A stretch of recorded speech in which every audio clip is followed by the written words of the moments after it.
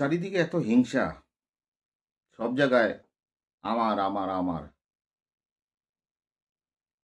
এই নিয়ে গীতার একটা বাণী আপনাদের আজকে শোনাবো। গীতায় লেখা আছে, যা হয়েছে তা ভালোই হয়েছে, যা হচ্ছে তা ভালোই হচ্ছে, যা হবে তা ভালোই হবে। তোমার কি হারিয়েছে যে তুমি কাঁদছ? তুমি কি নিয়ে এসেছিলে যা তুমি হারিয়েছ? তুমি কি সৃষ্টি করেছ যা নষ্ট হয়ে গেছে? তুমি যা নিয়ে এসেছো এখান থেকেই নিয়েছো, যা দিয়েছো এখানেই দিয়েছো। তোমার আজ যা আছে কাল তা অন্য কারোর ছিল, পরে সেটা আবার অন্য কারো হয়ে যাবে। পরিবর্তন সংসারের নিয়ম।